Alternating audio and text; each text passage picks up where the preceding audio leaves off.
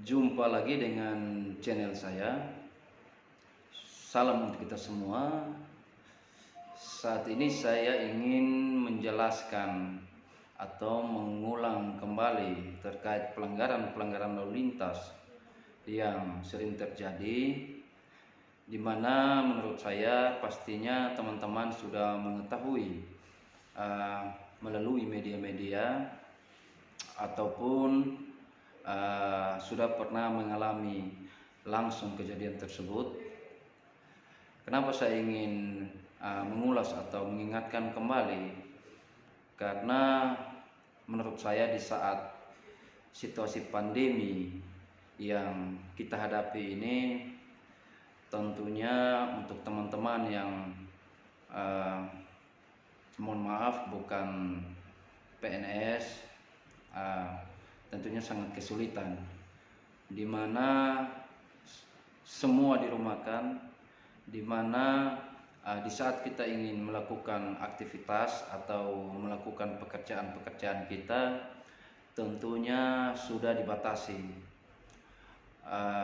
Dan juga menurut saya bahwa di saat kita dihadapkan dengan situasi yang sulit ini,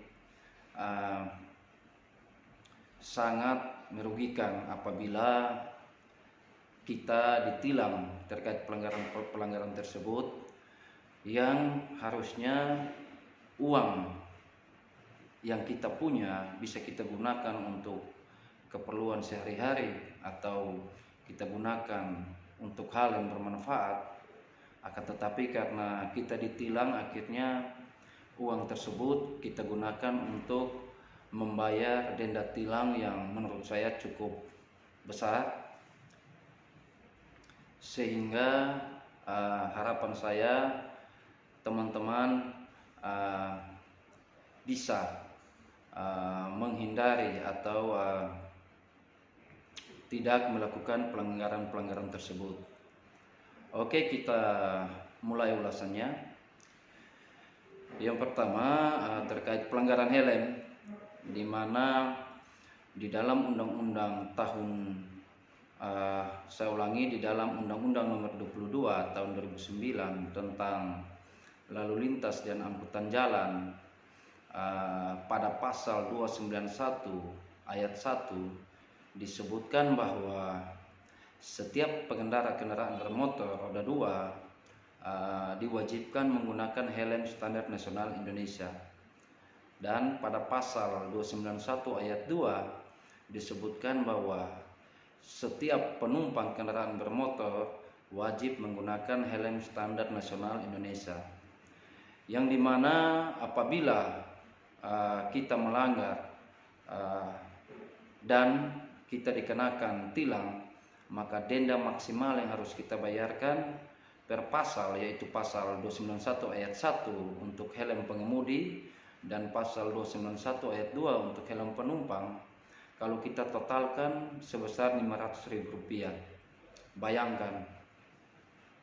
Yang kedua, saya ingin menjelaskan terkait pasal 281 ayat 1 di dalam Undang-Undang Nomor 22 Tahun 2009. Di situ menjelaskan bahwa pengemudi kendaraan bermotor diwajibkan memiliki surat izin mengemudi, yang artinya di mana di saat kita mengendarai kendaraan bermotor dan tidak memiliki surat izin mengemudi, maka kita akan ditilang dan mendapatkan denda tilang maksimal itu sebesar Rp1 juta.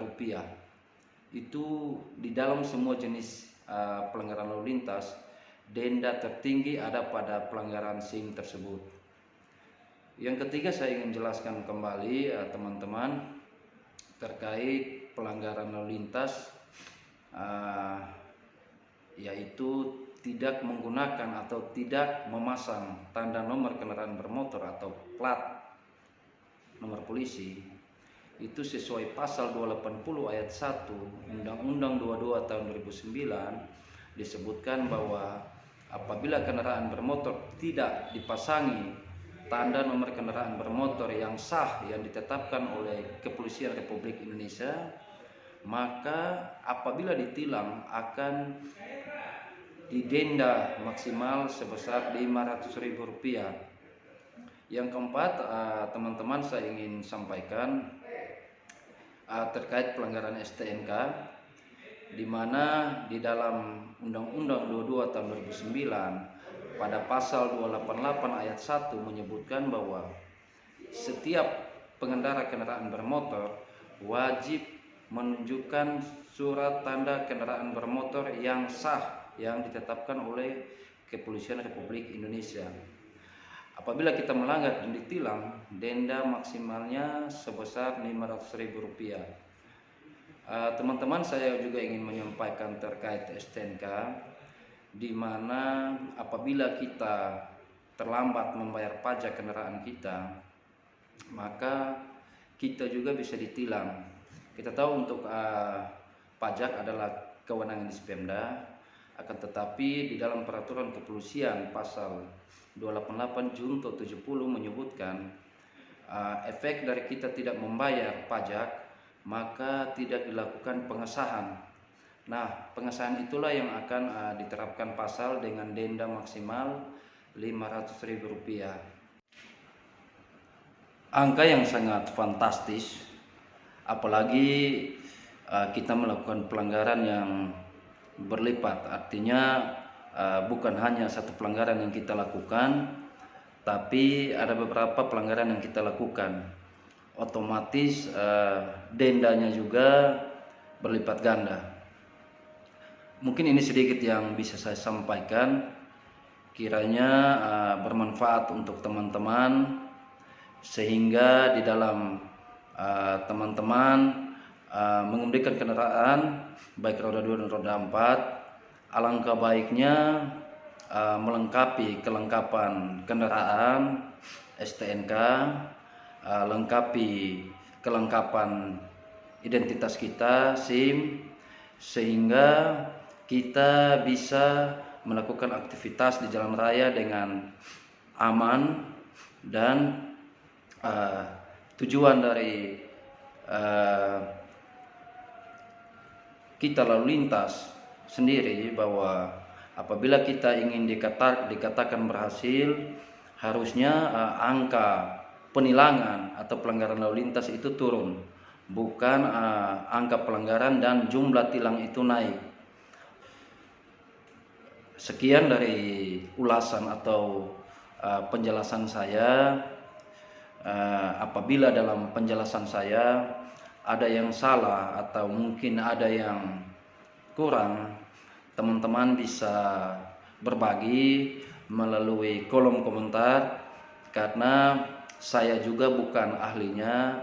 Kita di sini sama-sama belajar. Hanya saya ingin berbagi informasi untuk kepentingan teman-teman, kepentingan kita semua juga, untuk mencapai Kamsil Tipcar Lantas yang baik dan dapat menciptakan budaya tertib berlalu lintas. Sekian, salam sehat untuk kita semua.